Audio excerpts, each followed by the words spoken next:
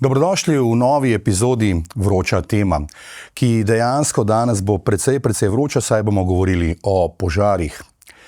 Ogenj ne pozna meja in letošnje poletje je Evropo spremenilo dobesedno v nekakšno ožgano celino.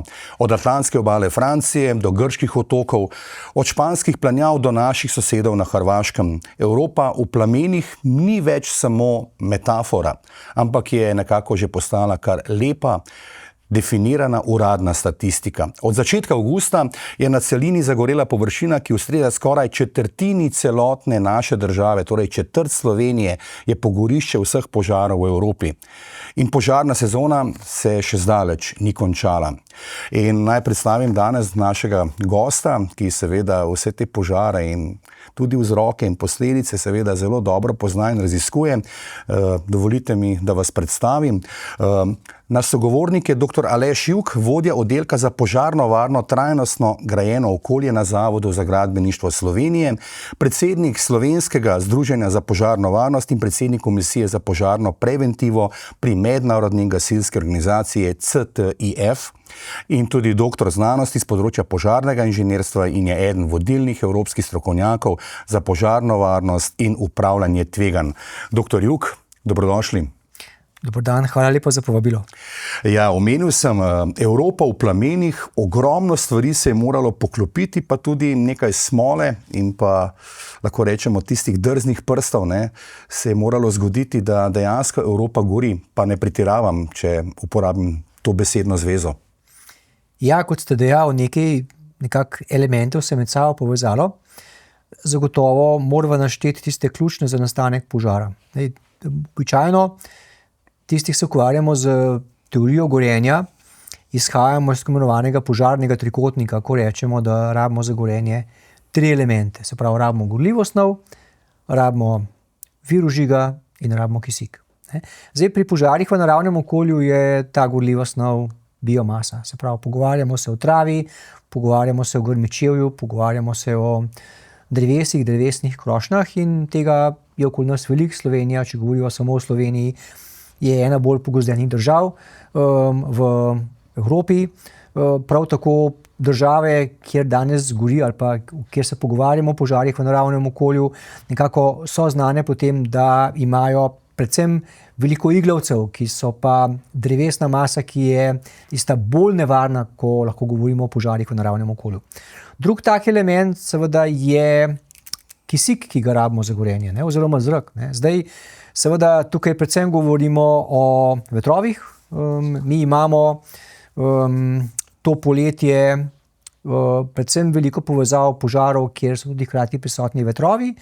Veter prvič omogoča to, da ima požar boljšo oskrbo s svežim zrakom, kar pomeni, da omogoča hitrejše gorenje. Po drugi strani pa tudi omogoča potem pomik tega požara v neko določeno smer. In veliko teh požarov, bova danes o tem govorila tudi kasneje, se je pomikalo dokaj hitro. Govorimo o nekaterih pomikih, ki so bili recimo tudi 20 in več kilometrov na uro, kar za Evropo pravzaprav ni tako znan fenomen. In tretji element potem vir vžiga. Zdaj, seveda, midva lahko veliko govoriva o biomasi, o poletju, o vročini in tako naprej. In pri še tako visokih temperaturah, ki v naravi so, pa recimo tu, če so to 40 in več stopinj Celzija, požara v naravnem okolju ne bova imela. Razen, če ga recimo ne zaneti strela, kar je tudi možno. Zdaj, tisti viri vžiga, ki so pa zdaj za naju aktualni, so pa seveda človeški dejavniki. In navadno rečemo, da 9 od 10 požarov zaneti človek. Od tega je nekje približno 40% namernih povzročitev. Se pravi, zdaj, če rečeva, midva imava 2 komponenti, imava gorljivo snov in zrak, če nimava vira vžiga, nimava požara v naravnem okolju. In to je zdaj, se pravi, nek sistem, ki ga moramo gledati kot sistem. Ja, omenili ste kar 40% požarov, torej je plod človeških rok oziroma človeka? Če sem prav zastopil zdaj vaše podatke. Plod človeka je 90%, tistih 40 ali pa mogoče približno, je pa namerno. Zdaj, ta namerni element je seveda lahko ima različne vzroke. Ne. Zdaj, ta nameren je lahko recimo neko koristoljublje, lahko je to nek interes po neki pridobitništvi, recimo kot je zavarovanje, neke odškodnine, lahko je prikritje kakšnega drugega kaznivega dejanja, lahko je otroška igra, tudi to seveda je pomemben element, ne. Lahko pa je en psihološki dejavnik, ki mu rečemo piromanija. Ne. Zdaj, in nekje statistike govorijo o to, čeprav je tukaj res malo nekih verodostojnih, preverjenih podatkov, ne, ampak nekje, to je, bom rekel, nek nivo, ne, da imamo okoli 3% pri teh vzrokih, ne, pa piromanov. Zanimivo. Gre tukaj za zelo zapleteno, zahtevno, če smem tako izraziti, to gasilsko forenziko, iskanje vzroka in pa nastanka požara. Verjetno je to kar zapleteno. Ja. Glede na to, kako glomazni so potem, kako veliki so ti požari, kaj vse izgine za njimi. Ne? Sam nisem ravno forenzik, ampak tudi s temi stvarmi se seveda pogosto srečujemo v požarni stroki. Navadno razdelimo to preiskovanje požara na dva dela. Ne? Se pravi, prvi je vzrok, iskanje vzroka. Ne? Se pravi, zdaj zakaj je zagorelo in kje je zagorelo, in drugi je iskanje motiva. Ne? In to seveda na koncu je med seboj povezano. Ko govorimo o iskanju vzroka, se seveda pogosto gleda, ne? Torej, v kakšno smer se je požar širil, ki je nekako največ užgane biomase. Potem kasneje pa deluje tudi tako imenovana forenzična kemija, kjer se seveda preiskuje in pa analizira, ali je za vžig bilo uporabljeno kaj drugega. Pogosto so recimo tukaj vnetljive tekočine, neki dodatni recimo elementi, bom rekel, gorljivih snovi, ki ta požar hitreje razplamtijo. Ne.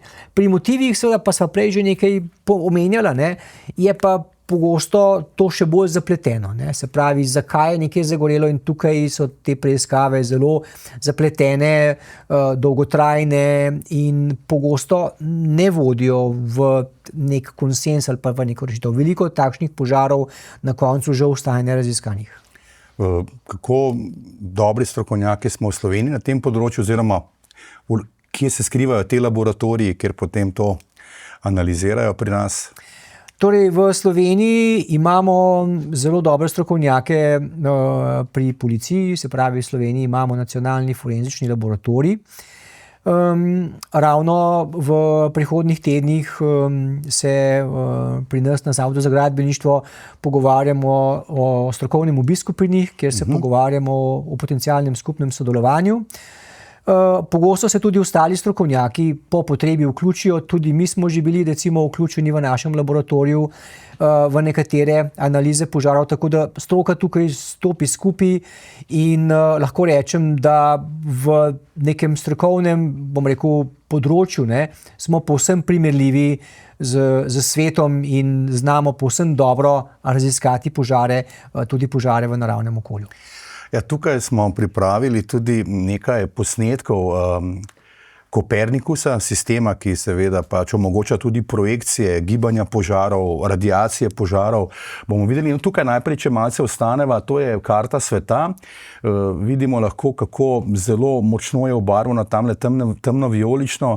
Tukaj gre za aerosole in pa seveda požare na kontinentih. Afrika precej obarvana, Sibirija ogromna površina, potem pa se vidimo tudi dele Kanade in pa seveda sever kalifornijske obale, kjer je tudi veliko iglavcev znova, ne, ko ste jih ravno omenjali. Potem pa vidimo debelo piko sredi Evrope in tudi ves ta dim, ki seveda prav tako ogroža javno zdravje.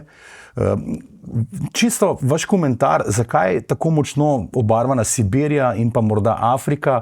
Vidimo tudi Južna Amerika ima seveda svoje razloge teh tropskih gozdov, ki jih krčijo zaradi denarja, zaradi lesne mase in ostalih investicij. Vaš komentar me zanima. Ja, zdaj zanimiva slika, ne? Ampak menim, da jo lahko pokomentiramo. Zdaj, te, bom rekel, intenzivne barve tudi pomenijo intenzivno gorenje, intenzivno recimo sproščanje delcev, ki nastanejo pri požaru, kar verjetno pomeni to, da se tovrstnih požarov ne gasi, oziroma da so to požari, ki so seveda zelo izraziti in obsegajo veliko področje. In res je, ne, pogosto se v divjini te požare gasi kasneje ali je to neka nižja prioriteta.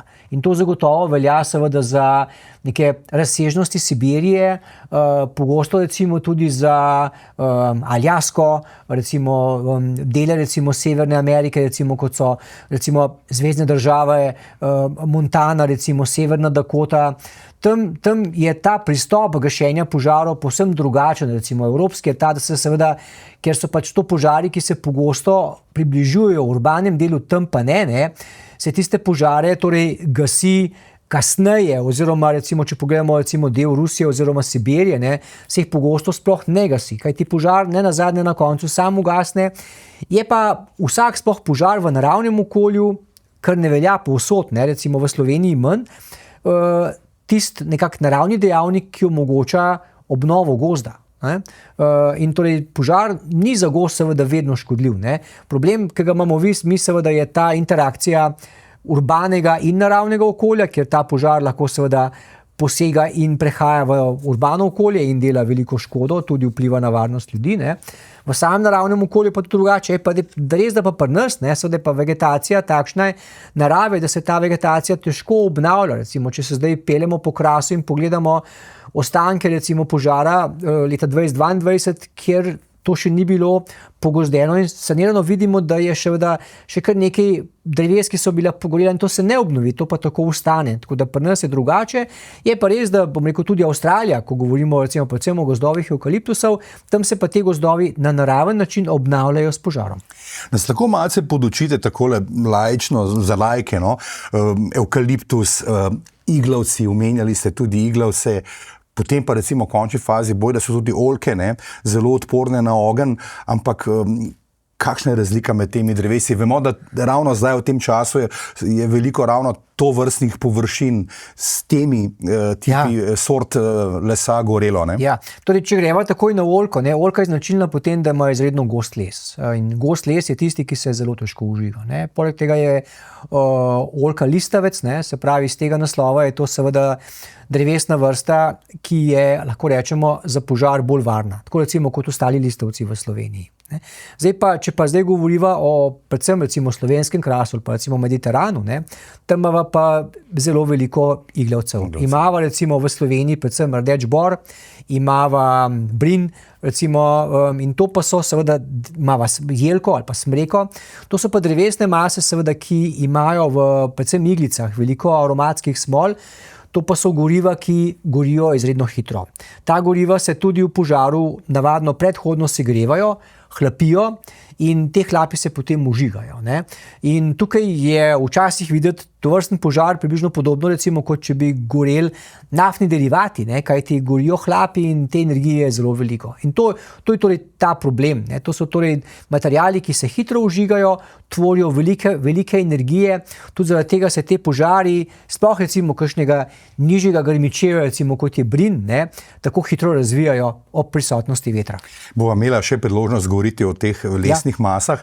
Imamo še naslednjo grafiko, ki pa je zdaj, tukaj smo zdaj pa v Evropi, ne vidimo celo Velika Britanija, vemo Francija, Španija, Hrvaška, grozni posnetki, tudi kasneje bomo videli Grčija, nasploh znana kot požarna ogrožena država, ne nazadnje pa zdaj tudi v Srbiji enormni požari, torej praktično celotna Evropa, ne, razpršena s temi požari, zadnji dogodki pač iz Srbije, ampak bi takole začel, greva po vrsti najprej. Imamo recimo pripravljen video posnetek tudi požara enormnega, ki je pa nastal, zelo zanimiv posnetek bo v Belgiji ob nemški meji.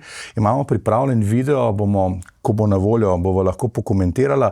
Tukaj, pogledajte tole, ne, skoraj da ravna požarna linija, posnetek iz zraka. Ja. Belgija. Gledava požarno fronto. Do tako dolgih požarnih front pogosto nastane, ko veter nek točkovni požar pomakne v neko smer, potem se pa veter obrne.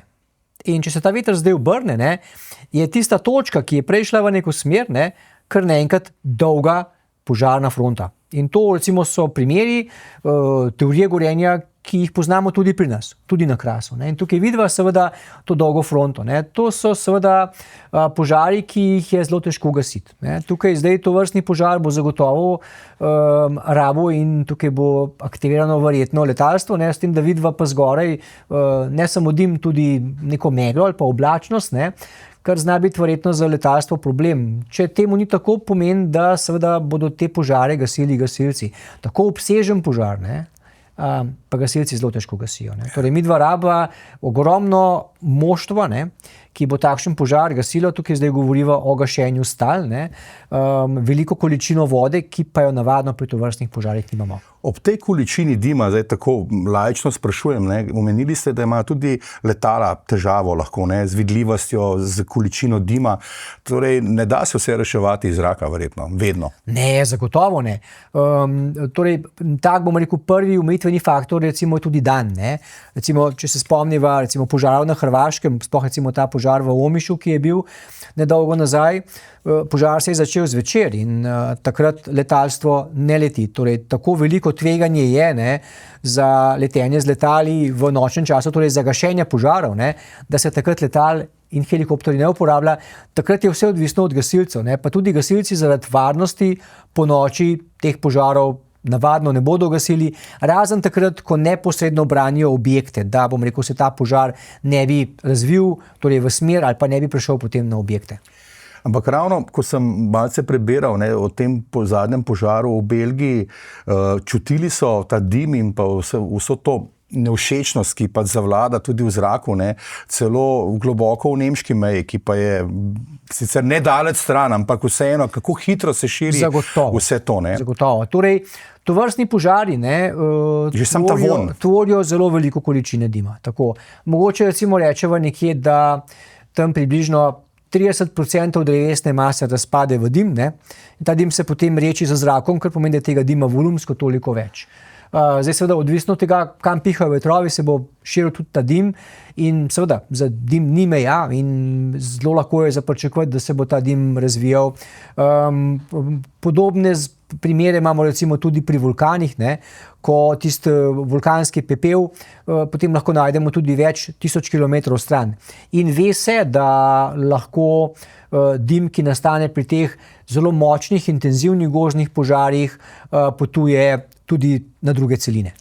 Bojda so bile tudi vrednosti, ne, teh delcev, ki jih pač merijo, ne, strokovnjaki za kakovost zraka, da so že ob nemški meji in pa v Belgiji nasploh za krat 100 presegli tiste dopustne meje. Ne. Morda lahko kaj več poveste, kaj več o tem? Seveda, dim zagotovo, torej najprej mogoče o tem, kaj dim je.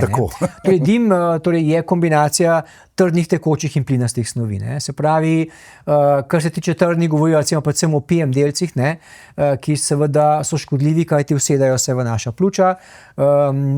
S tem imajo recimo težave osebe, ki mogoče so astmatiki, ne, imajo, bom rekel, nekako že drugačne zdravstvene težave. Potem, če govoriva zdaj o plinastih delcih, ne, je tukaj veliko plinov, ki so škodljivi. V tovrstnem dimu bo ogljikov dioksid, bo ogljikov monoksid, bo žveplov dioksid, bodo dušikovi oksidi. Torej, veliko je njih precej, torej za človeka in za živali, za živa bitja, ne, nevarnih snovi, škodljivih snovi. Ne. Potem imamo pa še aerosole. Ne. Zdaj seveda, če govoriva na nek način zgolj samo o požaru v naravnem okolju, je tega dokaj malo. Ne. Če pa recimo zdaj ta požar začne zajemati tudi objekte, ali pa recimo vozila, recimo, ne, mogoče recimo vozila, ki jih poganjajo baterije, ne, pa te aerosoli postajajo strupeni, imajo pa recimo lahko tudi vsebnost težkih kovin, takrat pa to postane tudi velik zdravstven problem. In to zrak oziroma vetrovi nesejo lahko kar daleč stran, ne, da ni stvar nedolžna. Ne? Zagotovo ne. Več tisoč kilometrov. Več tisoč kilometrov. Tako. Torej, tudi na uho mi je prišlo, da so ta požar, ki je bil v Omišu, ne, da ne bomo zdaj preveč skakali, samo kot zanimivost, ne, da so ga ob reki Sotli zavohali domačini, ko je zapihalo verjetno v pravo smer, da so vonjali po zažganem, po oglju, po požaru. Če gremo nazaj na leto 2022, smo dim požara na Krasu videli tudi v Ljubljani. Ne? In tudi vonjali, verjetno. In tudi vonjali, tako. nadležna stvar. Ne. Bi šla kar naprej še v Francijo, kjer seveda je tudi sam Macron, predsednik vlade, dejal, da je to eden najhujših požarov v zgodovini Francije. Vemo, da Francija še zdaleč ni majhna država. Tukaj recimo takole ob morski obali, ta res, verjamem, da v živo to zgleda še precej huje, kakor tukaj na posnetkih. Požari v Franciji, imam podatke, 115,000 hektarjev oziroma 1150 kvadratnih kilometrov, to je skoraj 6% Slovenije pogorelo v Franciji. Kako ste vi spremljali te dogodke, kaj ti vemo, družabna omrežja hitro ponudijo, nažalost, takšne vsebine? Seveda. In nič narobe ni seveda v tem, da se o teh stvareh govori. Torej, Francija ima eno specifiko. Torej, govoriva o predelu okoli mesta Bordeaux, kjer so nekje v 19. stoletju poskušali meriolirati en del, ki je bil zelo močvirnat. Rešitev, ki se je takrat pokazala kot dobra, je bila zasaditev borovcev. Borovci so se pokazali kot drevesna masa, ki to nekako temu dobro kljubuje. Območje tudi suši in tam dobro uspeva. Je pa seveda res, da je to, če lahko rečem, nekako šlo morda izpod nadzora, te drevesne mase, seveda te biomase je veliko in šlo je za užig tovrstnih dreves.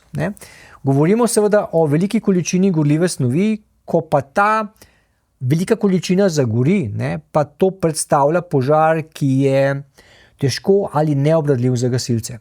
Tudi zaradi tega se je tukaj tako dolgo časa o tem požaru govorilo, tudi zaradi tega se je dejansko čakalo spremembo vremena v obliki padavin, da bo ta požar v končni fazi pogašen oziroma da ga bodo gasilci lahko pogasili. Zdaj morda gremo lahko tukaj še eno tako zelo specifično dinamiko požara ali pa razvoja požara pri tem francoskem požaru. Ni bilo prvič, ampak se pa je pri tem požaru pojavljena taka zelo zanimiva dinamika tako imenovanega požarnega oblaka. Govorimo o tem pirocumulonimbusu, ki nastane takrat, ko gori zelo intenzivna količina gorljivih snovi. Ta vzgonski del, seveda, ki ga imajo ti produkti gorenja, povzroča seveda ta oblak.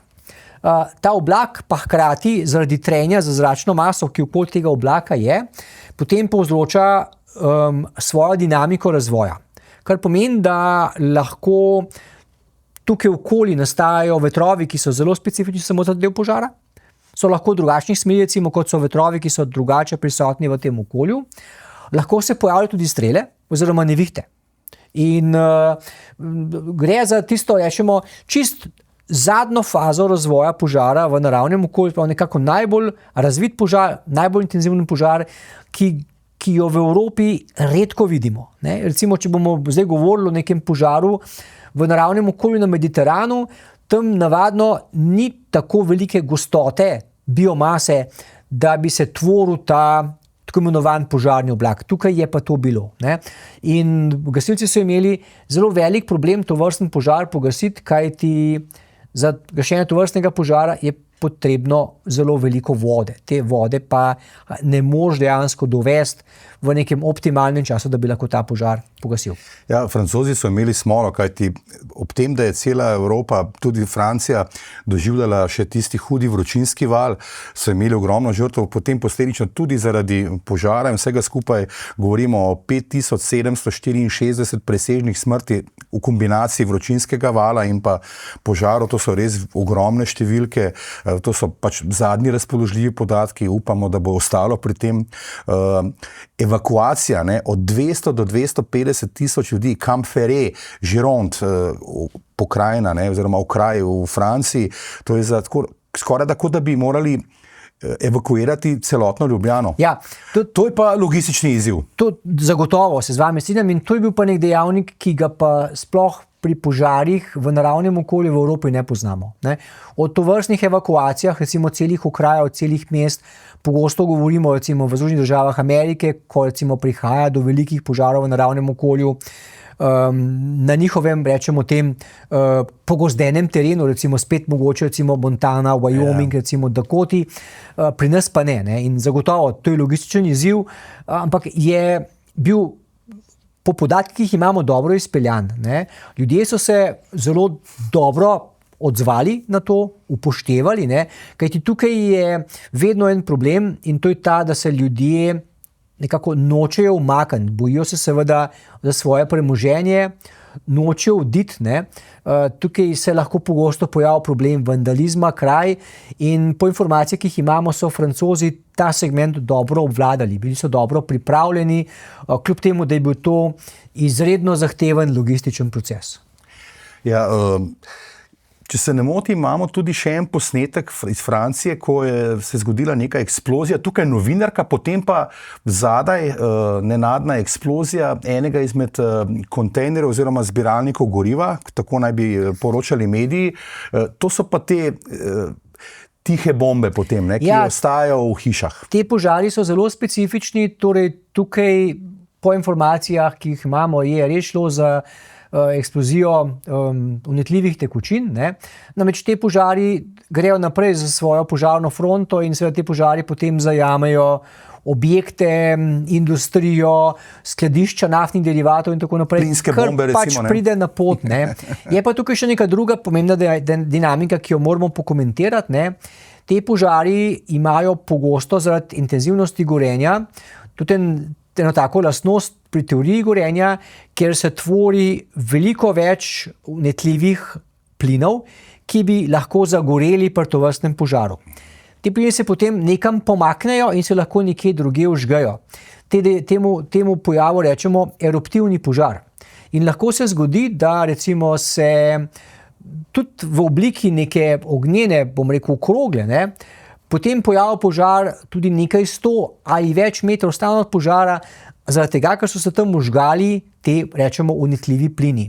Tako da je pogosto recimo ukrep ali pa neke vrste preventiva, ki jo gasilci izvajajo, ta, da nekako bi v bližini tovrstnih požarov ne bilo dodatnih virov vžiga. Ravno zaradi teh plinov, ki nastajajo pri gorenju. Kaj pa recimo, če imamo doma, uporabljamo kurilno olje, imamo cisterno 500, 1500 litrsko, ali pa, če dodam recimo plinske jeklenke, nekateri so še stara šola. Zdaj, torej, omenili ste kurilno olje, recimo. Kurilno olje recimo je vnetljiva tekočina, ki ima visoko plamenišče, kar pomeni, da se vžiga recimo nekje pri temperaturah nad 55 stopinj Celzija.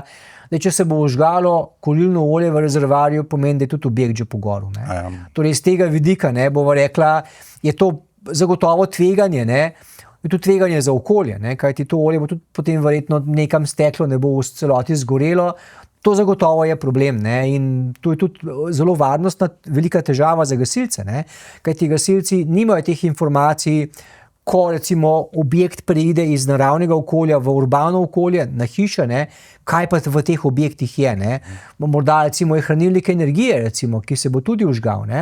In baterije so zelo nevarno gorivo, bolj nevarno recimo kot kurilno olje. Potem recimo menili ste recimo jeklenke recimo z recimo gospodinjskim plinom. Teh podatkov ni. In gasilci bodo tukaj imeli kar veliko varnostnih izzivov. Kako hitro se pa eksplodira pač neka plinska jeklenka, ki jo imamo pač doma pripravljeno recimo za piknik na vrtu? Ja, zdaj seveda, če je povezana že na nek potrošnik, se bo verjetno najprej stopila cev. In če je ta jeklenka odprta, bo seveda plin uhajal in bo gorel. In bo torej gorel kot navadno gorivo in tukaj do eksplozije ne bo prišlo. Če bo pa zdaj seveda ta jeklenka zaprta, pa se segreje, potem bo pa potrebnega nekaj časa, recimo. Zdaj lahko rečemo odvisno od temperature, ampak 20 minut verjetno bomo pa rabili pri navadnem požaru, da se jeklenka segreje in eksplodira. Ampak to je hitro, lahko. Je hitro, ampak rečemo lahko morda, da je to manjša nevarnost, glede na to, da je požar že prišel do objekta. Zdaj tukaj mogoče tudi lahko en del preventive omenjava. Prej ste recimo omenili že Grčijo. Grki so ena od redkih držav, pa menim, da celo edina v Evropi, ki ima interni pravilnik, kjer od lastnikov objektov, ki so blizu naravnega okolja, zahtevajo to, da v okolju objekta očistijo vegetacijo. Če to ne naredijo, potem plačajo kazen in to za njih naredi država in to storitev plačajo. In to je eden od tistih preventivnih ukrepov, ki pa zdaj zmanjša možnost tega, da pa do tega pride, da pa dejansko požar iz naravnega okolja na objekt sploh preide. Ne? In tudi pri nas recimo, ne, imamo pogosto probleme, recimo tudi na Krasu je nekaj tega bilo, ne, ko so bili, namreč seveda radi imamo okoli objektov veliko vegetacije, ta nam daje senco, prijetno počutje, ampak ta vegetacija se v tem primeru obrne proti nam, kaj ti omogoča prenos požara. Ne.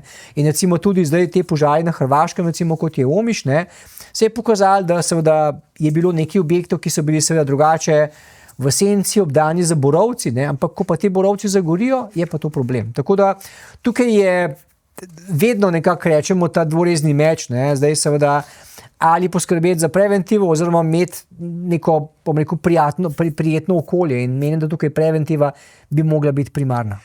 Ja, ko sva ravno pri čiščenju okoli hiše ali pa celo na kmetijskih površinah ali pa v naravi sami, starejši ljudje ali pa lahko rečemo celo aboriženi širom po svetu so kar vedeli, kako se kosati s požari oziroma poskrbeti za preventivo. Požarne stene, zidovi, na Krasu so zbirali kamenje in postavljali pregrade. Drobnica veliko pomaga, sama pašna živina. Dajte nas malce popeljati skozi te naravne rešitelje pred požari. Ne? Seveda.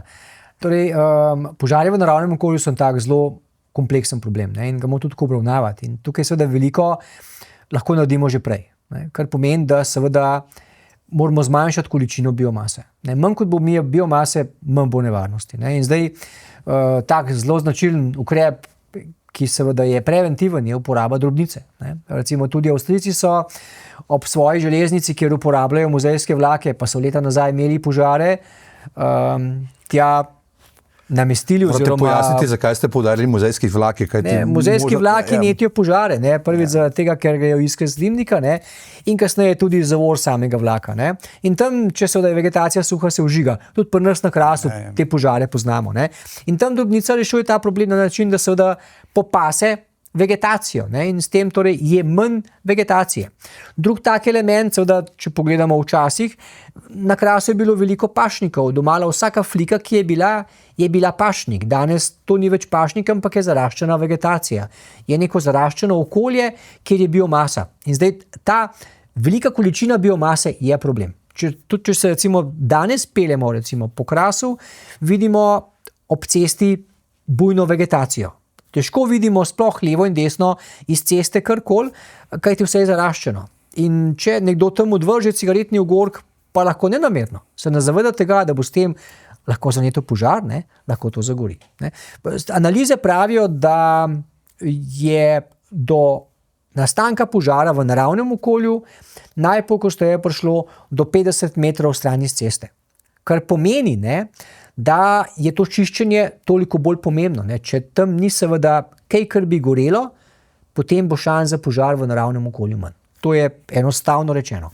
Torej, dejali ste, da Grki so nekako najbolj pridni glede tega čiščenja. Kje so najbolj dosledni tega držijo? No? Torej, zagotovo verjetno Grki. Ja. Tudi druge mediteranske države uvajajo te predpise, kjer se zahteva nekako ta ločnica med urbanim in naravnim okoljem. Prav zaradi teh požarov. Ne. Torej, mi vemo, da se težko zoperstavljamo naravnim požarom zaradi vsega tega, kar se dogaja, o čemer danes govoriva. Ne. In večji problem pri teh požarih je ravno ta, da te požari preidejo v urbano okolje. In če želimo zmanjšati verjetnost, da zagorijo objekti, potem moramo vegetacijo okoli objektov odstraniti. Ja, ravno ste omenjali Grčijo, imamo tudi nekaj video posnetkov, no takole iz priljubljenega turističnega mesteca, takole pa vzadaj pekel, ne. Naselja zelo blizu požara, obala, sicer morje je na voljo blizu, ne, ampak to je tik pred vrati, ne. Ja, zdaj po gibanju recimo vej, ne, vidimo tudi, da tukaj da piha veter. Torej, lahko se zgodi zelo hitro, da se tovrstni požari približujejo urbanim okoljem. Enako je bilo tudi v Dalmaciji letos. Zdaj, pri požarih v naravnem okolju velja še nekaj omeniti. Ne? Torej, večja nevarnost pri teh požarih je, ko imamo v okolju temperaturo 30 stopinj ali več, ko imamo relativno vlažnost 30% ali manj in ko imamo hitrost gibanja vetra 30 km/h ali več. Ne? To so posnetki iz Salamine, blizu Soluna. Ja. In te močni vetrovi lahko te požare v naravnem okolju pomikajo v neko smer zelo hitro. In takrat, ko pride požar v naravnem okolju na nek teren, ker ta teren je pod naklonom, ta požar navadno pospeši. Zaradi teorije gorenja. Kaj ti rečemo tako, da zdaj seveda, če gori seveda od spodaj navzgor, ta toplota napreduje vzgonsko, seveda po pobočju navzgor in predhodno segreva gorljive trdne snovi, kar je lesna biomasa. Ta se vplinja in potem tudi hitreje vžiga. Zaradi tega te požari potem napredujejo zelo hitro. Zdaj, kako bi si lahko predstavljali, oziroma niti si predstavljati si ne moramo, kajti to mora človek doživeti na lastni koži in občutiti to vročino, to sevanje temperature. No, tukaj vidimo še en posnetek iz čovna, kako se to hitro širi. Kako blizu oziroma lahko pridejo dobro opremljeni gasilci pravzaprav pomagati, ustavljati ta požar, kajti tukaj gre za precej visoke temperature in ob takšni količini ognja. Ja, zdaj... sploh ob takšnih prizorih. Ja, seveda, ja. Tukaj moramo pač nekaj povedati, da gasilci, torej tovrstne požare gasijo v zaščitnih oblekah, ki so prilagojene požarom. Tole fotografijo bi počakal, kar nadaljujte, pa bi potem pokomentirala še ta oljčne nasade. Ki so prilagojeni požarom v naravnem okolju. To niso obleke podobne tistim, s katerim gasilci gasijo požare v objektih, kajti te obleke so pretežke. Torej imajo neke lažje obleke, kar pomeni, da seveda gasilci zagotovo torej ne grejo, tako blizu požarov, recimo, kot grejo v objektih noter. Pogosto recimo tudi nimajo izoliranega dihalnega aparata, kajti izolirani dihalni aparat se bo spraznil nekje v pol ure, pa tudi delati v nekem okolju, in tukaj ponavadi so to tereni, ki so zelo zahtevni, z dihalnim aparatom je nemogoče. Kar pomeni, da bodo gasilci seveda nekje, na neki frontni liniji, do stran, da so sami na varnem. In to je pomemben element. Gre tukaj bolj tudi za podajanje informacij štabu in pa seveda potem naprej logistiki za gašenje, kolikor gre za samo gašenje dejansko fizično. Danes te stvari so nekoliko boljše, namreč gasilci danes pridobivajo te podatke o tem, kako se požar širi iz satelitov. Če omogoča vreme, se pravi vetrovi in sam razvoj požara, tudi drone uporabljajo. In droni dajo lahko zelo veliko informacij. In poleg tega imajo gasilci tudi stalne informacije meteorologov o tem, kaj se dogaja z vetrovi. Namreč veter je tisti, ki vpliva na dinamiko razvoja požara. In temu se potem prilagajajo. Na osnovi tega potem pač pošiljajo ekipe na tista mesta, kjer je mogoče požar pričakati, zaustaviti. Včasih gasilci zanetijo tudi protipožar. In s tem protipožarom dejansko zagotovijo to, da pogori biomasa in da se bo požar lahko nekje nadzorovano ustavil in ne bo šel naprej. Pogosto se uporabljajo recimo požarne preseke, ki imajo raven ta namen, da se požar tukaj ustavi ali pa počaka, oziroma požar ne gre naprej, ceste in podobne stvari. Tako da taktika tukaj je dokaj dobro znana, gasilci imajo tudi dobra usposabljanja, veliko izkušenj. Je pa res, da seveda ob tako obilni količini vegetacije, kot jo danes imamo tudi pri nas na Krasu, suši, kot jo imamo letos, in močnih vetrovih, te požari vedno presenečajo. Oljke zelo trpežna drevesa, ampak sploh si ne morem predstavljati, da imaš recimo oljčni nasad od dedka, pradetka, prapradetka, kjer so oljke stare tudi 100, 150, 200 let, da ti to nekako pogori. Kako trpežne dejansko so oljke na splošno? Če pogledamo recimo tole prvo oljko tukaj, lahko da bo nepoškodovana naprej živela še 1000 ali več let. Trpežna zadeva. Ne? In zdaj tudi zaradi tega se nekako eno pravilo je, oljčniki čistijo, ne? Oljčniki se kosijo. Ne? Ja. Zakaj ne? Tudi če zagori, bo šel ta požar zelo hitro skozi. Ne? In energije za vžig samega oljčnega lesa in oljke bo premalo. Kar pomeni, da seveda je ta preventiva zelo pomembna. Ne? Recimo, prej smo govorili o aboridžinih. Aboridžini vedo, in to je bilo takrat v Avstraliji, ob teh njihovih požarih v naravnem okolju predeti velikokrat omenjeno in povedano, da seveda so z nekimi preventivnimi požigi zmanjševali biomaso. S tem, ko ti zmanjšuješ biomaso, tudi če do požara pride, požar ne bo zajel velikih dreves. S tem torej nimaš intenzivnega požara. In to je nekako en tak splošno ukrep. Tudi pri nas to velja. Recimo, če pogledamo ob železnici, predvsem recimo ta proga recimo proti Kopru, kjer vemo, da poleti, če so ustrezne razmere, lahko sem in tja zagori. Tukaj gre predvsem za problem, ne govorimo o muzejskem vlaku, ampak o običajnih vlakih, recimo tovornih vlakih, ko gre kaj narobe z zavorno coklo tega vlaka, takrat iskri in to niti iskre. In ve se, da če imamo recimo mi dokaj mile zime, dokaj tople zime in potem tople in vlažne pomladi, da se ta vegetacija razraste. In takrat imamo obalne kraške gasilce, ki z protipožarji ali pa bomo rekel z nekimi preventivnimi požigi tako tisto vegetacijo požgejo in s tem je tveganje za nastanek požara toliko manjše. Oziroma že če bo zagorelo, bo intenzivnost gorenja nižja, manj bo biomase. Tako da to so znani ukrepi. Na tem področju je veliko stvari znanega. Je pa res, da pogosto te preventivne ukrepe recimo težje izvajamo na zasebnih zemljiščih. Zdaj pa kdo bo to naredil, kdo bo to plačal, kdo bo bdel nad tem.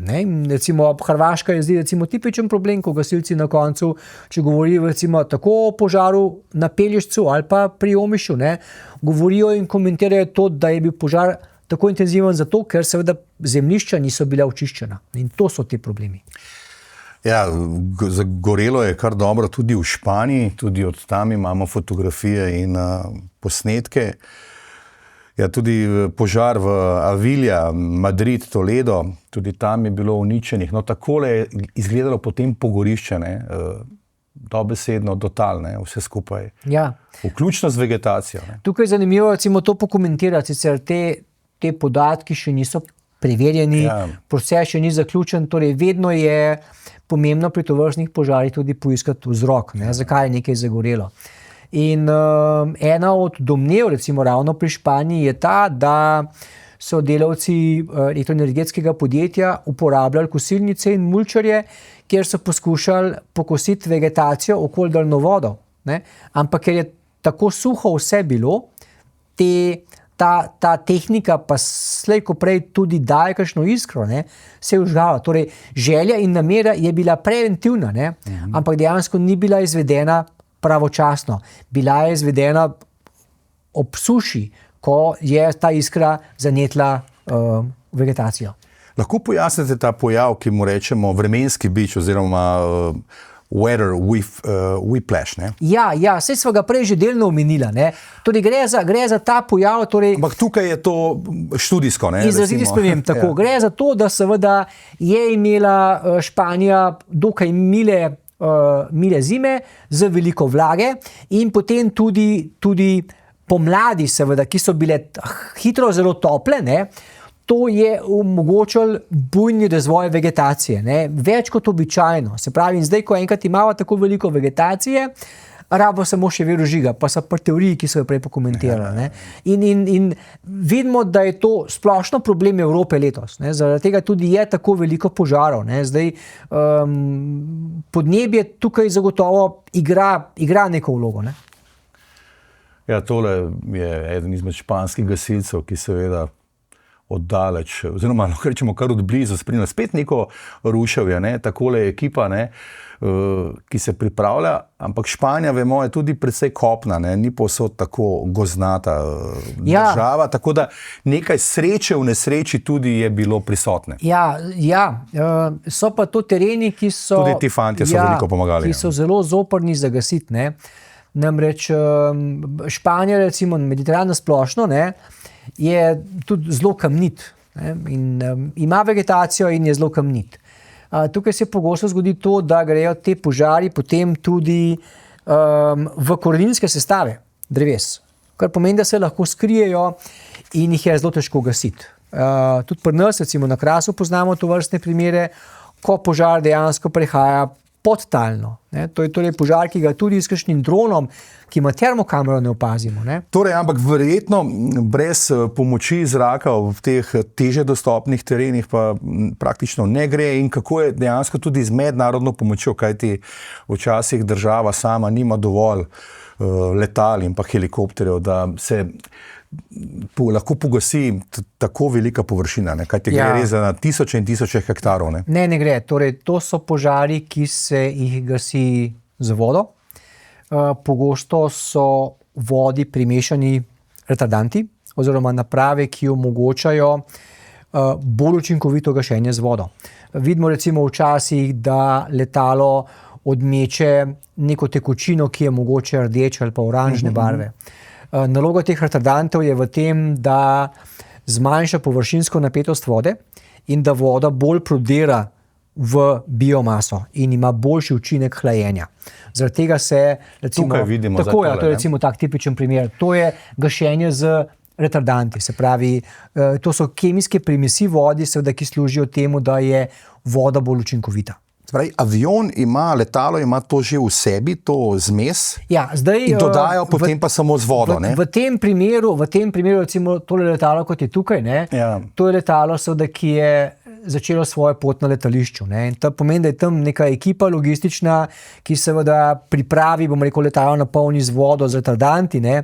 In seveda potem letalo to odvrže na neki točki, kjer se prej dogovorijo taktično za vodjo intervencije na terenu. Ne? In tukaj je zelo pomembna komunikacija med pilotom in pa samimi gasilci, da je ta nekak proces gašenja če bolj učinkovit. Običajno, če pogledamo recimo zdaj gašenje, kot ga imamo pri nas, recimo za air traktorji ali pa recimo na Hrvaškem s Kanaderji, ko ta letala zajemajo vodo na vodotokih ali pa v morju, ne, tam govorimo o gašenju z vodo in navadno bomo videli, da letalo tam odvrže vodo. Ampak če gremo nazaj na samo vprašanje, torej danes si pri teh, bomo rekel, dimenzijah požarov težko nekako predstavljamo gašenje požarov brez uporabe letalstva. Ne. Pa naj si bo to letalo ali pa helikopter. In Slovenija z temi 4 air traktorji, torej ima, menim, da precej optimalno rešitev za gašenje požarov v naravnem okolju v Sloveniji. Kajti to so letala, ki so zelo agilna, lahko vodo zajemajo ne samo na morju, ampak tudi na rekah in pa nekaterih jezerih, ne, recimo kot je Bohinjsko ali pa Blejsko jezero, ne, in s tem nekako so ta letala najbolj prilagojena potrebam, ki jo v Sloveniji imamo. Omenil ste recimo tudi evropsko sodelovanje, ne? Torej v Evropi omogoča ali pa obstaja tako imenovan evropski mehanizem civilne zaščite, kjer lahko država zaprosi za pomoč. Se pravi, dokler zaprosila ni, te pomoči ni in država potem tudi pove, kaj rabi. Potem pa se države članice Evropske unije odzovejo s tem in pač povedo, kaj lahko nudijo. In pogosto recimo države, ki to opremo imajo, če le te opreme ne rabijo pri sebi, ne, kajti to je vedno prioriteta, potem to opremo tudi ponudijo. Imamo tudi primer meddržavne pomoči, recimo kot je pomoč med Slovenijo in Italijo, ne, kjer so nekaj dni nazaj recimo slovenski air traktorji pomagali pri gašenju požara v Furlaniji, čez mejo v Italiji. Tako da to je to. In recimo tudi sodelovanje med Hrvaško in Slovenijo tukaj je dobro. Hrvaška je že v Sloveniji gasila požare s Kanaderji, tako da tukaj menim, da je ta pomoč, ki je vzajemna, v Evropi dosti dobro razvita. Ja, malce sem prebiral ta poročila o teh posredovanjih RESC-EU, reševanje Evropske unije, da seveda tudi pogoji morajo biti pravi. Ne? Se pravi, če preveč razburkano morje, potem dan in noč sta že lahko težava tudi, ne, oziroma predvsem nočne za Kanaderje. Gre se seveda za zelo izurjene pilote, ampak vseeno ni vedno moč gasiti z letali. Ne. Torej, gasilci so tisti, ki bodo pri nas, če govorimo recimo samo o sistem v Sloveniji, ne, torej podali zahtevo za uporabo letala ali pa recimo helikopterja za gašenje požarov. Ne. Seveda, potem je pa pilot tisti, ki pove, ne, ali se bo letalo odzvalo ali ne. Torej, pilot je tisti, seveda, ki ne samo da odgovarja, ne, ampak je usposobljen, da preceni razmere, ali se lahko neko letalo uporablja. In tukaj seveda so pogoji, ne, kot so vetrovi, megla, dim, ki vplivajo na varnost uporabe letala. In lahko se zgodi, da seveda reče, da se letala ali pa helikopterja ne bo uporabljalo, kar se je pri nas že zgodilo. Tukaj vidimo letalo Airbus, gre za neko novo silo, ki jo pripravlja seveda ta francoska, evropska firma letal. Gre seveda pa za gašenje malce večjih površin, dejali se, da je namen bolj ravnih delov, ki zajemajo ogromne površine. Ja. Zdaj, če recimo naredimo primerjavo med tem Airbusom in pa recimo Air Tractorjem, cirka 20 kubičnih metrov vode nosi s seboj ta Airbus. V tem primeru tudi vidimo, da je to voda mešana z posebnimi retardanti, ki služijo bolj učinkovitem gašenju požara. Air Tractor ima nekje 3 kubične metre, Canadair pa recimo 6. Imamo tudi primer, ki danes ni več v funkciji, Američanov, kjer so za gašenje požarov v naravnem okolju prilagodili Boeing 747 tip 400, kjer je letalo lahko odvrglo 74 kubičnih metrov vode. Torej govorimo o enormnih količinah vode. To je slišati zelo dobro, ne? Ta voda je zelo potrebna pri tovrstnem požaru. Je pa res, da je logistika uporabe tovrstnih letal zelo zapletena, ne? To ni kar tako reči, da bo zdaj letalo pristalo, gasilci ali pa nekdo bo letalo na polno z vodo, pa bo letelo pa to vodo odvrglo. Gre za cel proces, ne? Kjer morajo biti tudi gasilci usposobljeni ali pa vedeti več, ali pa celotna koordinacija se mora prilagoditi takšnem letalu, ne? In tudi razmere morajo biti primerne za uporabo takšnih letal. Tako da z tega vidika to zagotovo je verjetno primerno letalo za kakšne, recimo prej so videli tiste požare v Belgiji, ne, ko je taka zelo ravna požarna črta, ne, to je verjetno idealno letalo, pa dokaj raven teren je, ne, ker bi se ga uporabljali v Sloveniji, ker imamo tak zelo dinamičen teren, menim, da je uporaba takšnega letala precej zahtevna, pa verjetno ne bo prišla v poštev, ne. Ja, zdaj, leta 2028 naj bi se nekako ta letalska flota, tukaj imam podatke, upam, da vse štima, skupna flota RESC-EU, tole RSC-EU v letu 2026 obsega 22 namensko pripravljenih letal, 14 srednje amfibijskih letal Canadair CL-415, 8 lahkih letal Air Tractor AT-802, 5 helikopterjev stacioniranih v 12 državah članice Evropske unije, na tleh pa je bilo vnaprej nameščenih 777 kopenskih gasilcev iz 14 držav za takojšnje posredovanje na najzahtevnejša območja. To so zdaj te podatki, ki so na voljo, ampak naj bi se ta flota še ukrepila z denarjem Evropske unije namreč. Ja, naj bi se ukrepila, ideja je v tem nekako, da naj bi se naredila neka matrika tveganj in na podlagi teh tveganj potem tudi opredelilo, kje so ta letala najbolj potrebna, ne. Zdaj, mi smo tukaj dokaj, bom rekel, majhno področje, ne, če zdaj pogledamo recimo Hrvaško, Slovenijo, Italijo in priti recimo z letalom k nam z Hrvaške ali pa z Italije ali pa obratno, ni kakšen večji problem. Tako da zdaj, kje to tukaj bo, je težko reči, ne, ampak verjetno nekje v bližini neka baza bo, ne.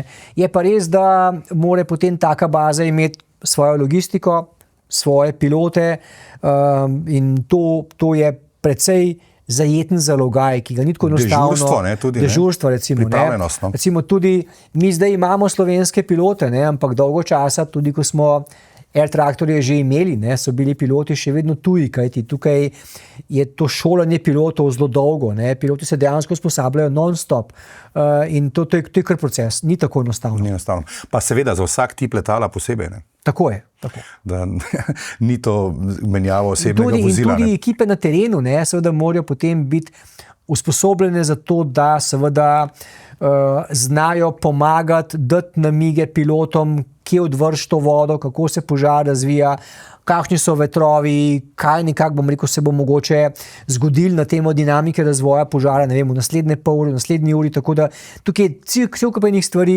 in tudi pri nas teče niz nekih tečajev, ne, ker se gasilci dobesedno usposabljajo za delo ob pomoči letala in helikopterja. Ampak sedaj, ne, če malce pomislim, ne, te pošljajo na pomoč v Grčijo ali pa morda v Belgijo, Nemčijo. To so različni tereni, različni tipi požarov. Ne.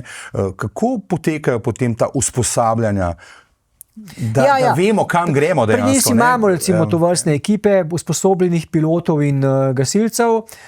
Pogosto gre... Za gostovanja. Tako, pogosto gre v takšnem kontingentu, ne, se pravi za letalo, pilote in gasilce, ne, ker komunikacija na terenu pogosto teče med našim gasilcem in našim pilotom. Ne, se pravi, da je gasilc tisti, ki na nek način poskrbi za logistiko in za informacijo in je on tisti, ki potem tudi nekako komunicira z, rekel, našim pilotom. In navadno je tukaj tudi, imamo nekaj dobro usposobljenih gasilcev, ki so tisti, ki gredo z letali in piloti potem nekam na teren, ko se pojavi poziv Evropskega mehanizma civilne zaščite, bom rekel, nekje v Evropi. Ampak če malce špekuliram takole, ne, Slovenija ima kar lepo geostrateško točko, ne, blizu je Dalmacija, tudi grški otoki, potem malce naprej doli, ne, Italija, Avstrija, Češka, Slovaška, nekako, kako to, da so Čehi in Slovaki recimo bodo imeli svojo bazo, mi nekako nismo na pravem mestu, v pravem času, kar se teh evropskih sredstev tiče, so na voljo, ne? Morda se znamo tudi premalo pohvaliti, ne, kako dobri smo in kaj vse znamo, smo zadržani, pa včasih nekako mečkan preslabo med sabo sodelujemo, kar nas zna tepsti in nas pri teh stvarih včasih udari. Ja, verjamem, da smo nažalost veliko izpustili, ne? Tudi tega evropskega denarja, na račun preventive. Kar se je pokazalo tudi že kje drugje, pri kakšnih drugih projektih. Ja, potujeva naprej po teh požarnih območjih, imamo še posnetke, ki so res grozljivi, z Hrvaške, Omiš.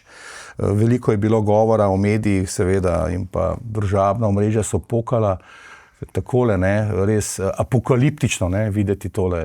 Tole je res, kot da bi stopil v pekel. To je zagotovo slika, ne, ki je za nas nekaj neobičajnega. Ne. To so požari, ki jih običajno vidimo nekje v ZDA, govorimo o velikih gozdnih požarih, pri nas pa ne. Zdaj, tukaj ta slika je odraz tega, da gori pri močnem vetru.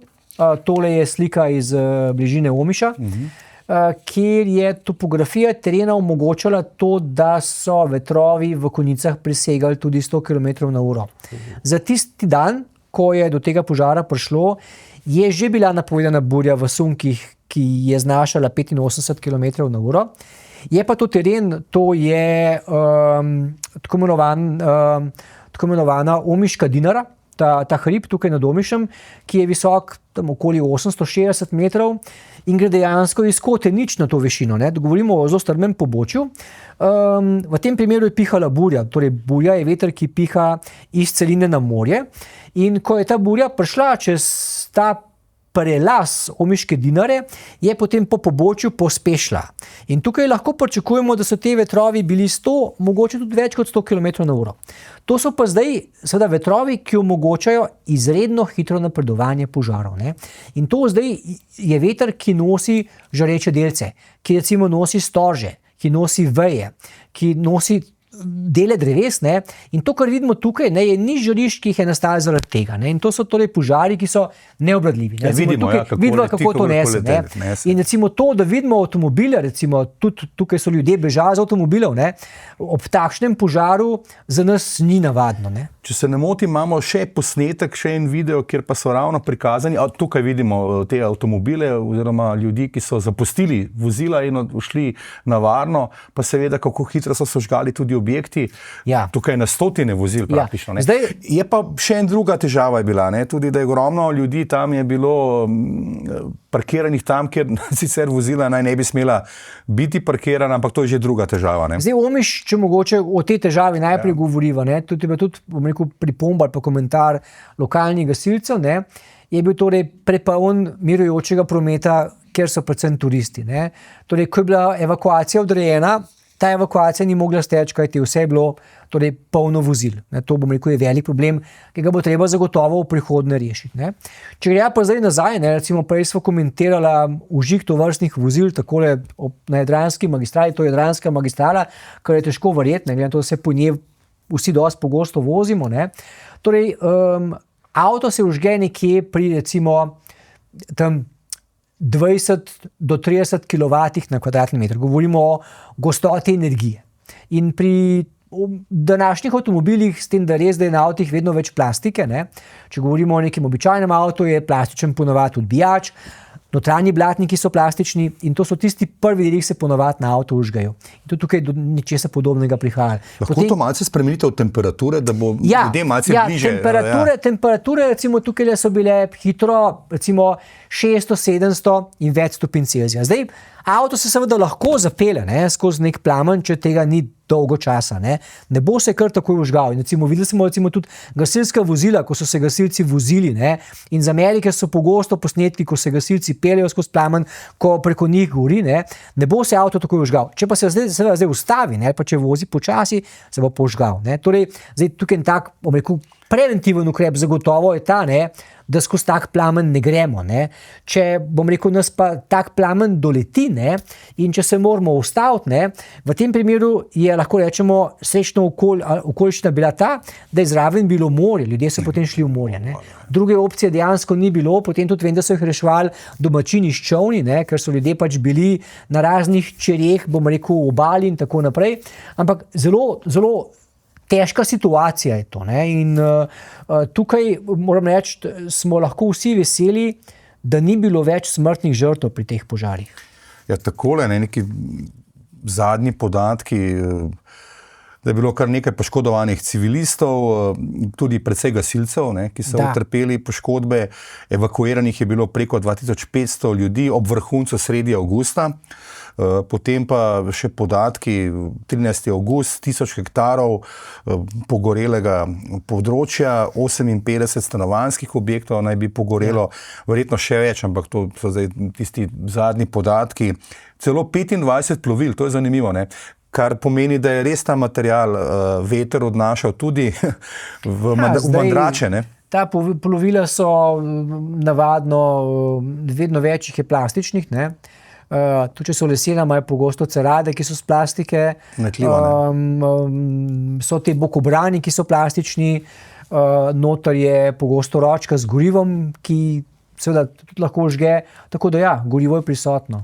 Ja, 4 Kanaderji so pomagali in pa 4 air traktorji gasiti požar na območju Rogoznice in pa Omiša. S tem, da mora pokomentirati to, ne, da to šele od jutranjih ur naprej. Ne. Ja. Zagorelo je po noči so gasilci branili objekte. Drugega po noč niso počeli. Ne. In tukaj še nekaj zelo zanimivo za pokomentirati. Prej sem imel sliko z Belgije, pa sva tisto dolgo požarno črto komentirala. Tudi tukaj pri Omišu je bil požar dolg okoli 10 km. Ne. Šlo je za eno tako dolgo požarno fronto, kjer je veter, ne, ta požar potisnil potem proti mestu Omiš. Ja, neverjetne so te zgodbe okoli vsega tega. Ja, takole pa potem na koncu, ne, ko se vse umiri, narava sama pa potrebuje potem kar nekaj časa, ne, drevesa vrsto let, podraste pa se kar hitro. Ta drevesa tukaj se najverjetneje vsaj bomo rekel, drevesa z debli manjših primerov ne bodo obnovila. Pa še ena druga stvar je, ki je pogosto ne omenjamo, in to so živali. Ja, ne? Ja. Torej, v naravnem okolju je veliko živali in ne samo, da kar nekaj živali ob tovrstnih požarih pogine, živali izgubijo svoj ekosistem, ne vejo, kam se vrniti nazaj, tudi če pobegnejo takšnim požarom, in to so stvari, o katerih se pogosto premalo govori. Ja, tukaj je študija številnih mednarodnih organizacij, ki spremlja to. Rezultati kažejo na izrazito asimetrijo v obnovi. Trava in grmičev si upomorata relativno hitro, v 2 do 5 letih, medtem ko recimo funkcionalni gozdni ekosistemi pa potrebujejo od 20 do 50 let. Ja, zelo zanimivo se je zapeljati v nacionalni park Biokovo. Biokovo je večkrat naprej od Omiša, če gremo recimo proti Makarski. Tam so imeli podoben požar kot tukaj in s podobno dinamiko leta 2017. Če gremo na Biokovo danes, še vedno vidimo niz požganih dreves. In bom rekel, tako je videti, kot če bi zagorelo pred enim tednom, torej nobene spremembe, in tam je zelo velika materialna škoda in tam verjetno bomo res čakali, rekel ste 20, ampak verjetno več kot 20 let, da se bo začelo nekaj dogajati, da se bo kaj obnovilo. Omenili ste tudi, da Hrvati znajo zelo dobro črpati evropska sredstva, postavili so tudi številne trening kampe, blizu Splita ste omenili, da imajo zelo moderno zgodbo, in pa tudi, da nekako se znajo družno odločiti za nakup gasilske opreme, recimo tovornjakov, gasilnih pripomočkov in tako naprej, seveda, da je potem se skupaj, vemo, več ko vzameš, je tudi popust lahko večji, višji, boljši. Mi smo spet tukaj malce neskladni, Ja, Hrvati znajo lupiti ta evropska sredstva. Hrvaška nas tukaj prihiteva zelo dobro znajo skupaj stopiti. In recimo, ko ste omenil nakup gasilskih vozil, gasilska vozila se pri njih pogosto kupujejo v kontingentih, ker se recimo ob podpori države kupi 20 ali več gasilskih vozil, ker se da verjetno veliko bolj pogajati, ko se pogovarjamo o ceni kot pri nas, ko se ta vozila kupujejo. Torej, marsikaj bi se lahko od naših sosedov naučili. Torej, z tega vidika zagotovo velja kaj upoštevati. Kako pa je s tem vadbenim centrom, ki ste ga tudi pred najim pogovorom malce omenjali? Torej, Hrvaška ima zelo velik nov vadben center na območju Dalmacije, to je v kraju Vučevica, blizu Splita. Ta vadben center je namenjen prav temu, da se vadijo tudi gašenju požarov v naravnem okolju. Ideja je, da bi ta center bil tudi center za izhodišče helikopterja, za reševanje na cesti, tako da zagotovo. In ta center je bil v dobršni meri financiran sredstvi Evropske unije. Bo to tudi mednarodni center v smislu, recimo, da lahko slovenski fantje pridejo tudi tja? To seveda ne, seveda ne, ampak je pa veliko sodelovanj. Eno recimo takšnih dobrih sodelovanj, ki jih Slovenija s hrvaškimi gasilci ima, je večletno sodelovanje z gasilci na Braču, kjer mislim, da če prav vem, gasilci iz Domžal in še nekaterih zvez po Sloveniji redno dežurajo na Braču in to je odlična izmenjava izkušenj. Pa nasplošno gasilci, pa tudi sem zraven seveda prištevam, znamo nekako se dosti dobro tudi globalno ali pa mednarodno povezovati. In to je zelo dobro, kajti sploh recimo, če govoriva danes o požarih v naravnem okolju, požar je domala enak požaru in Mediteran je dokaj podoben, bodi si pri nas v Franciji ali v Italiji. Tukaj je pomembno izmenjavati izkušnje in te izmenjave dajejo veliko znanj in kar nekaj projektov teče na nivoju Evropske unije in regionalno, kjer se gasilci srečujejo, imajo seminarje, se usposabljajo na tem področju in ta prehod znanja je vedno pozitiven. Ja, zdaj še malce o slovenskem gasilstvu. Približno 1400 prostovoljnih gasilskih društev imamo v Sloveniji, nekaj takega. Ja. Potem članov vseh starosti približno 160 000, oziroma če malce posplošim, 6% Slovencev prebivalstva je pri gasilcih. Ja, Slovenci smo nor podatek, v bistvu pozitivno nor. Zelo gasilska nacija in to tudi deluje dobro na področju preventive. Domala težko najdemo družino, ki ne bi imela gasilca v družini ali pa ne bi nekoga poznala. To zagotovo je pozitivno in deluje v prid požarni preventivi, kajti usposabljanja za gasilce v Sloveniji so zagotovo zgled tudi na svetovnem nivoju. Na splošno je gasilska organizacija zgled in marsikdo nam zavida takšno gasilsko organizacijo. Namreč kar nekaj trendov po svetu je v smer privatizacije oziroma profesionalizacije gasilskih enot. To pomeni to, da so seveda gasilske enote res da mogoče z nekaj več praktičnimi znanji, je pa res, da jih je manj in da tudi pogosto je to dražje. Pri nas imamo torej zelo obsežen nabor gasilcev, prej ste sicer rekel številko 160,000, tistih operativnih članov v Sloveniji je med 50 in 60,000. To so gasilci, ki lahko vsak dan moment pristopijo k gašenju požarov. In to s pridom izkoriščamo tudi pri velikih požarih v naravnem okolju. Kajti takoj, ko v Sloveniji imamo kakšen velik požar, država oziroma civilna zaščita razglasi torej to kot veliko nesrečo. S tem se aktivira državni načrt, kar pomeni, da lahko gasilci iz notranjosti Slovenije posredujejo pri gašenju požarov recimo na Krasu. In to je pomembno. Prej sva videla kar nekaj filmov, kar nekaj videoposnetkov teh zelo obsežnih požarov. Tudi če letalstvo pomaga pri teh požarih, na koncu te požare morajo pogasiti gasilci. In to 5 za 5. Da se to zgodi, rabimo zelo veliko gasilcev. To je aktivnost, ki je zelo naporna, tako fizično kot psihično.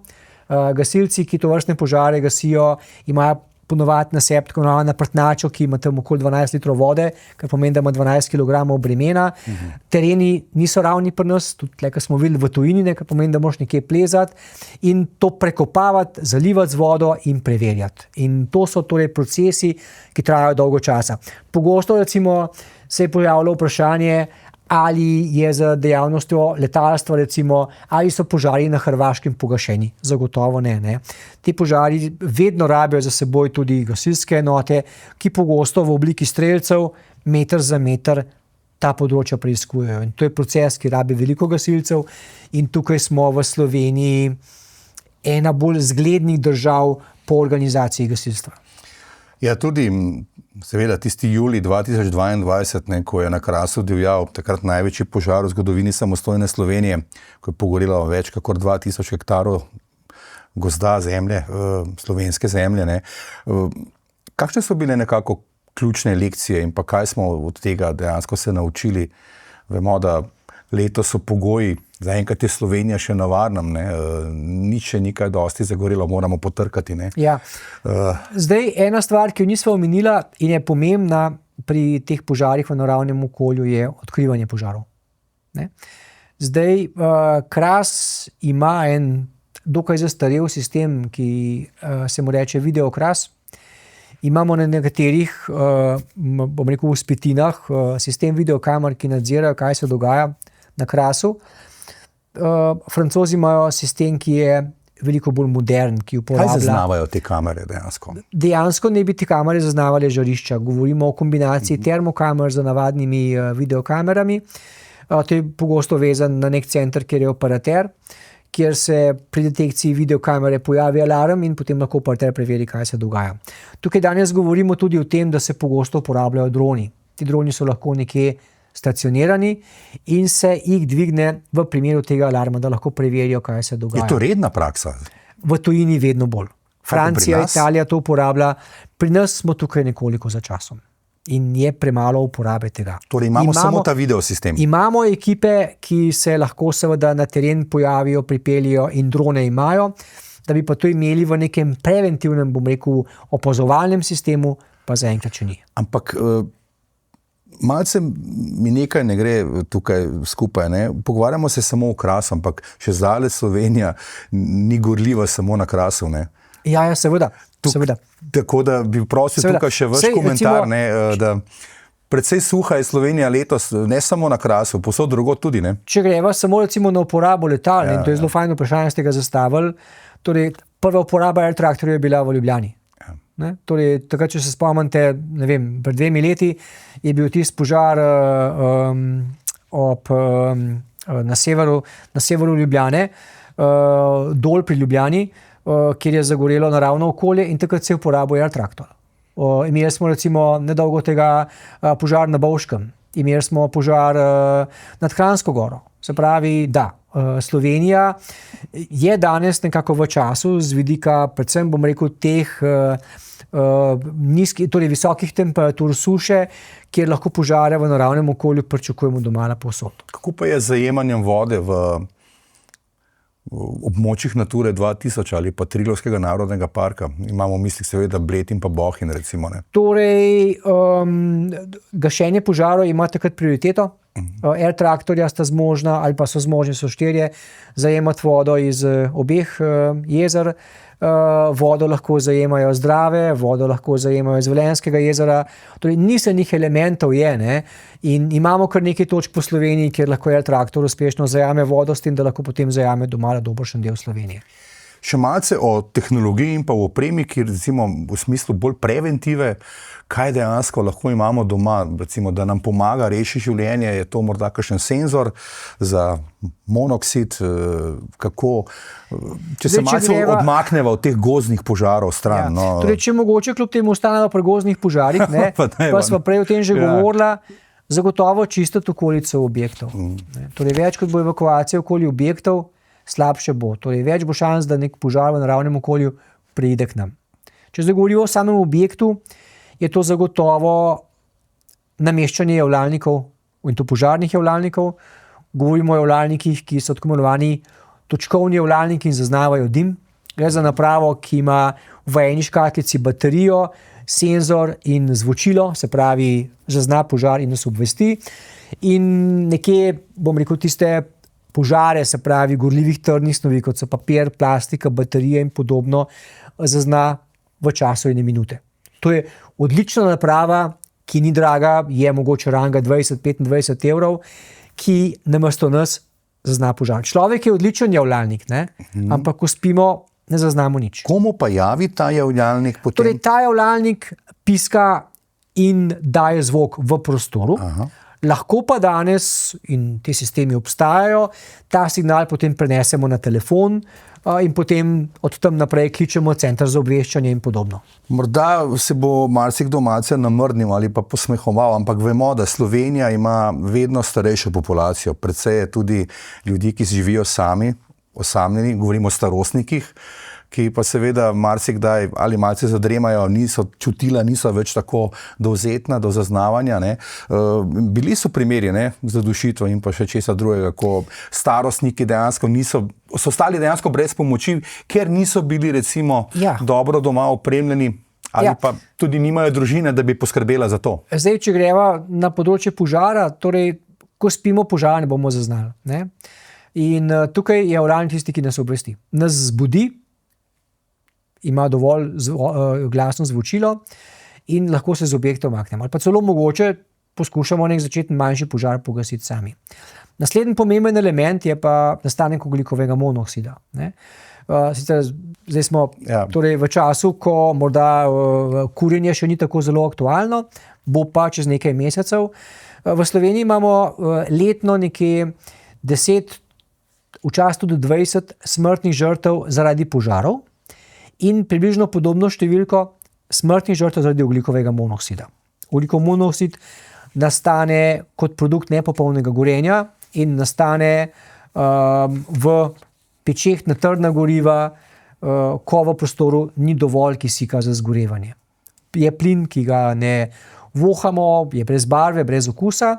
Tukaj pa imamo zakonsko zahtevo, kjer morajo prostori, kjer so peči na trdna goriva, kjer te peči zajemajo zrak iz prostora, imeti nameščen javljalnik ogljikovega monoksida. In to je pa tak pomemben preventiven del. Zdaj, če greva naprej, ne, se pravi, govorimo o javljalnikih, ne, gasilnik. Ne. Zdaj, gasilnik je naslednji pomemben element, ki ga je dobro doma imeti. Ne. Zdaj, najcenejši gasilniki so pogosto gasilniki na prašek, ti služijo za gašenje požarov gorljivih trdnih snovi, tekočih snovi, plinastih snovi, primerni so tudi gasilniki na peno in to je tisto, kar se doma splača. Kaj pa stroški? Slovenci se radi sprašujemo, koliko pa to stane? Ne? Koliko pa to stane? Ne? Zdaj, če pogledamo nek javljalnik dima, bilo bi ga fajn nameščati v prostore, kjer spimo, se pravi spalnice, otroške sobe, kakšne dnevne sobe. Je tak javljalnik ranga 20 do 25 evrov. Tisti, ki imajo peči na trdna goriva, govorimo o jalniku ogljikovega monoksida, ta je nekoliko dražji, je mogoče 40 evrov. Če govorimo o gasilniku, gasilnik na prašek stane 50 evrov. Se pravi, mi lahko neko stanovanje, kjer imamo 2 sobi, opremimo z napravami, ki so zelo koristne, nas bodo o požaru obvestile in bomo lahko ta požar tudi pogasili za mogoče 200-250 evrov, kar menim, da ni tako veliko. Je zagotovo strošek, ne? Ampak je to tisti strošek, ki lahko je meja med tem, ali smo preživeli ali ne. Ja, zagotovo. Ampak dejali ste, da ti požari zelo hitro potujejo, ne? Dosežejo lahko hitro, ne? Dolge razdalje. Ne? Kako je potem v nekem naselju, ko gre recimo požar iz objekta na objekt? Tudi to se lahko kar hitro. Spet odvisno, ne? Od večjih faktorjev, ampak vseeno. Ja. Zdaj, v naselju bo seveda napredovanje požara odvisno od vrste gradnje. In tudi od tega, kako bujna vegetacija je med objekti. Če imamo seveda mi gradnjo, kot je v Sloveniji, in to je pogosto značilna gradnja z opeko, ne, potem je tukaj za pričakovati, da se bodo te požari kljub temu pomikali naprej dokaj počasi. Ne. Če so to neki leseni objekti, če se spomnimo recimo požarov v ZDA, recimo predvsem Los Angeles, ne, ko so cela mesta pogorela, ne, in ko so to objekti, med katerimi je veliko bujne vegetacije, predvsem iglavcev, potem bo to napredovanje hitro. Zdaj, težko rečeva o nekem času ali pa hitrosti, ne, ampak zagotovo tako hitro, ne, da gasilci ne bodo kos lovljenja teh požarov. Kajti, če zdaj mi govorimo o tem, da je požar z nekega naravnega okolja prešel v urbano okolje, je to za gasilce izredno zahtevno, kajti zdaj morajo gasiti tudi požare v objektih in če zdaj gori naravno okolje in gre požar na objekte, gasilci najverjetneje ne bodo imeli časa gasiti vsakega objekta posebej, ampak bo tekla evakuacija, vemo, da bo nastala škoda in se ne bomo ukvarjali s tem. Še za sam finiš, ne, tehnologija, vemo, zdaj imamo pravka že z umetno inteligenco, gledala sva posnetke sistema Copernicus, sateliti, navigacije,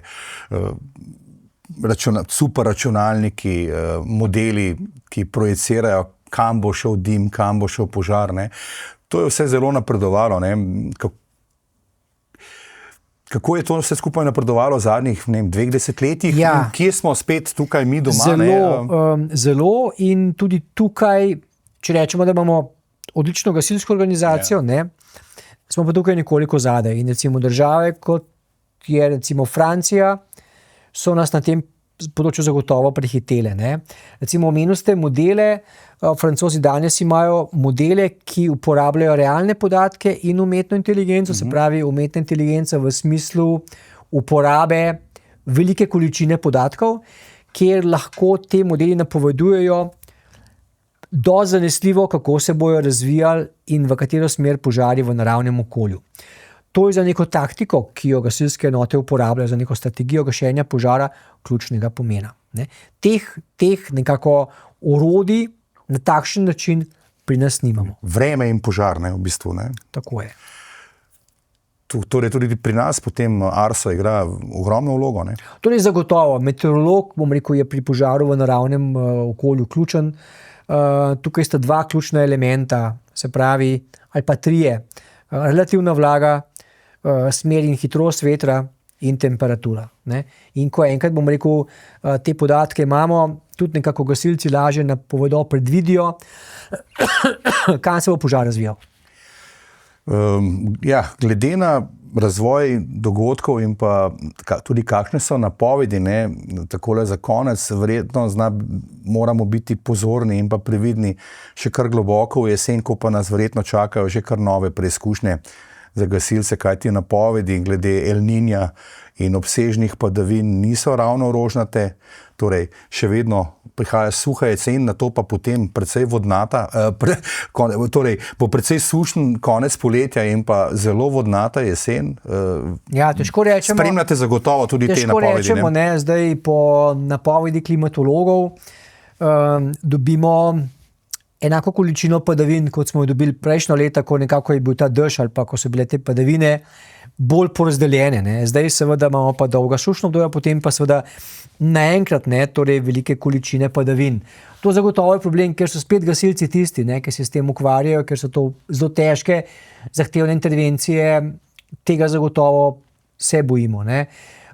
Jaz nekako, bom rekel, domnevam, da se nismo čist vsega naučili ali pa vsega upoštevali, kar smo spoznali pri zadnjih velikih poplavah. Menim, da so predvsem vodotoki premalo prilagojeni nekim mobilnim padavinam, ki bodo verjetno prišle, lahko bom rekel jih nekako predvidimo, kar pomeni, da je v vodotokih danes, če se peljemo po Sloveniji, še vedno veliko odpadnega lesa. Menim pa tudi, da podjetja premalo naredijo za preventivo na tem področju.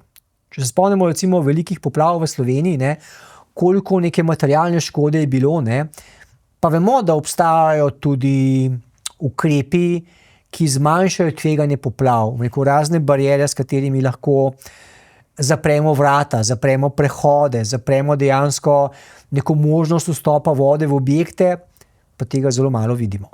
Ne? Torej, tukaj mislim, da moramo pogledati tudi drug zorni kot, ne samo to, da imamo seveda nek sistem na nivoju države, ki je pripravljen v smislu gasilcev, civilne zaščite, vojske in vseh ekip, ki se takrat aktivirajo, ne?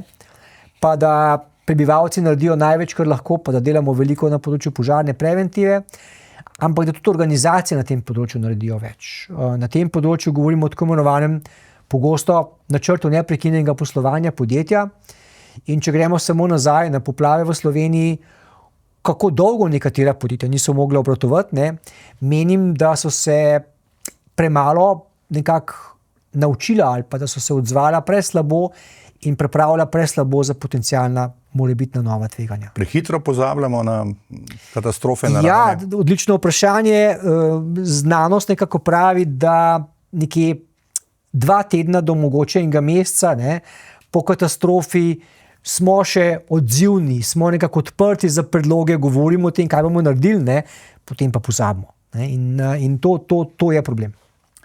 Ja, vsekakor ne bomo pozabili, da se znova družimo, ko bomo bolj podrobno govorili o požarni varnosti na samih objektih, v naših domovih, kajti kaj kmalu bo na vrsti tudi že nova kurilna sezona. Ja, bomo videli, kakšna bo jesen, kakšna zima nas še čaka, tako kako varno in pa kako ognjevarno bivati. Ja. Enkrat prihodnič, dr. Aleš Ivk, najlepša hvala za vse te izčrpne informacije, pa se znova druživa, ko bomo se dotaknili naših domov, stanovanjskih sosesk in pa seveda tudi naših največjih mest, kako dejansko varno živimo. Ne?